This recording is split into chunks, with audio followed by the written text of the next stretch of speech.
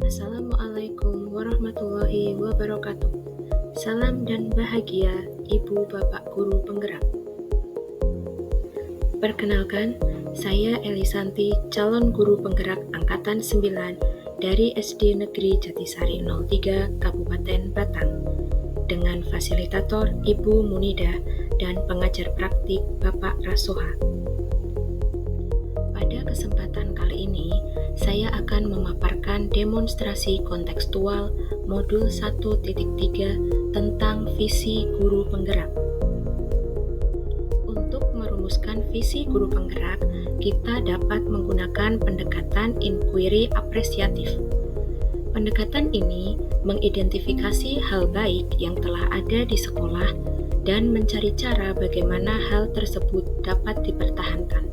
Lalu kemudian memunculkan strategi untuk mewujudkan perubahan ke arah yang lebih baik. Agar dapat menerapkan pendekatan inquiry apresiatif, maka langkah yang dapat dilakukan adalah dengan menggunakan metode Bagja. Bagja terdiri dari buat pertanyaan utama, ambil pelajaran, gali mimpi, jabarkan rencana, dan atur eksekusi.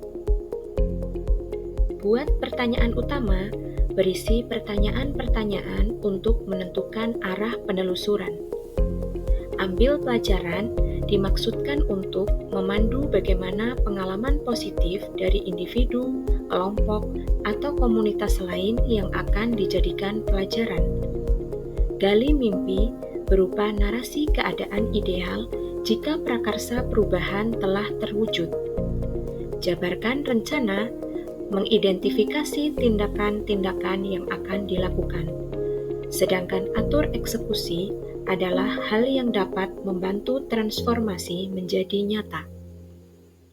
Berikut ini visi guru penggerak yang telah saya buat adalah terwujudnya peserta didik yang terampil dan berprestasi dengan berlandaskan profil pelajar Pancasila. Untuk mewujudkan visi saya tersebut, saya membuat prakarsa perubahan, yaitu mengembangkan peserta didik yang terampil dan berprestasi dengan berlandaskan profil pelajar Pancasila melalui pembelajaran student center. Adapun tahapan Bagja yang telah saya buat adalah sebagai berikut. Yang pertama, buat pertanyaan utama. Pertanyaan yang telah saya buat adalah yang pertama, apa yang harus kita lakukan untuk mewujudkan peserta didik yang terampil dan berprestasi dengan berlandaskan profil pelajar Pancasila? Pertanyaan yang kedua adalah, bagaimana cara atau strategi membiasakan peserta didik agar terampil dan dapat berprestasi melebihi yang sudah pernah diraih? Lalu, daftar tindakan atau penyelidikan yang akan dilakukan untuk menjawab pertanyaan. Yang pertama, meningkatkan motivasi belajar peserta didik. Yang kedua, menciptakan suasana belajar yang nyaman dan menyenangkan. Yang ketiga, menggali potensi peserta didik sesuai bakat dan minat masing-masing. Yang keempat, menanamkan rasa syukur kepada Tuhan Yang Maha Esa. Yang kelima, menuntun peserta didik dalam kolaborasi tanpa membedakan sara. Dan yang keenam, memberi dukungan kepada peserta didik untuk selalu terampil dan mandiri. Langkah yang kedua yaitu ambil pelajaran.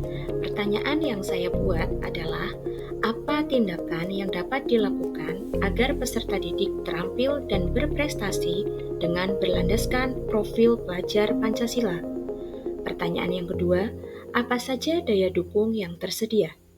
Lalu, daftar tindakan atau penyelidikannya adalah mencari referensi dari berbagai sumber tentang metode pembelajaran yang menyenangkan dan berpihak pada peserta didik.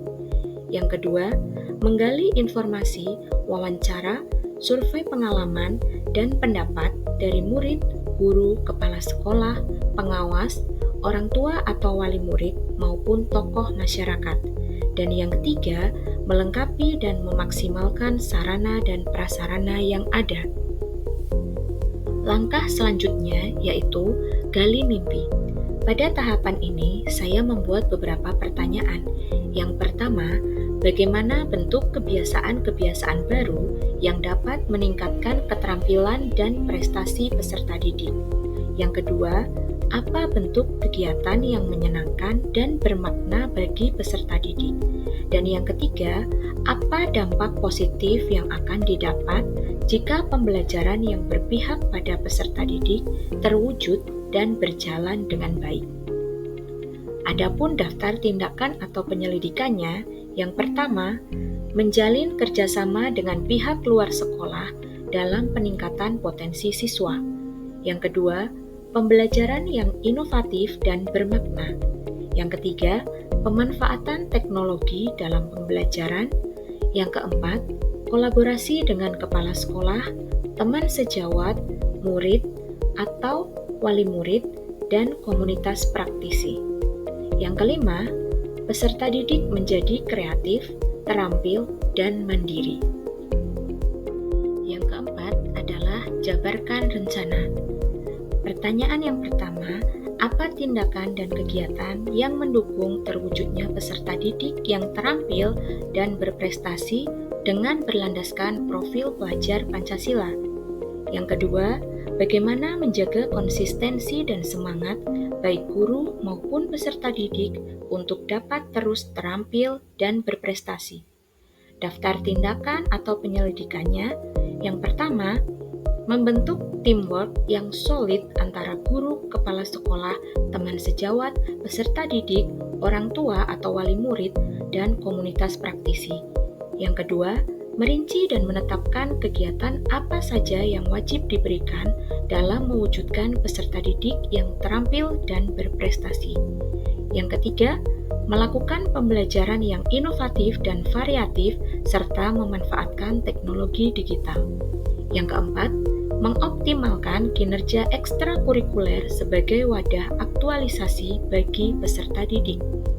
Yang kelima, melakukan pembimbingan intensif bagi peserta didik dalam perlombaan. Dan yang keenam, memberikan apresiasi atau reward pada guru dan peserta didik yang berprestasi. Langkah yang terakhir yaitu atur eksekusi. Yang pertama, siapa yang bertanggung jawab mengarahkan dan memantau saya dalam mewujudkan peserta didik yang terampil dan berprestasi dengan berlandaskan profil pelajar Pancasila? Yang kedua, siapa saja yang akan terlibat dan bertanggung jawab dalam mewujudkan rencana ini? Dan yang ketiga, apa tindak lanjut yang dilakukan untuk mewujudkan peserta didik yang terampil dan berprestasi dengan berlandaskan profil pelajar Pancasila? Daftar tindakan atau penyelidikannya, yang pertama, mengajak rekan guru, kepala sekolah, pengawas, dan orang tua atau wali murid untuk mengobservasi dan mengevaluasi hal yang sudah dikerjakan setiap semester. Kedua, semua warga sekolah dan stakeholder terlibat dan bertanggung jawab penuh sesuai tugas pokok masing-masing dalam mencapai tujuan bersama. Yang ketiga, melakukan evaluasi dan refleksi yang berkelanjutan. Demikian rancangan tindakan perubahan berdasarkan tahapan Bagja. Semoga dapat membawa perubahan ke arah yang lebih baik. Terima kasih. Salam guru penggerak, tergerak, bergerak, menggerakkan. Wassalamualaikum warahmatullahi wabarakatuh.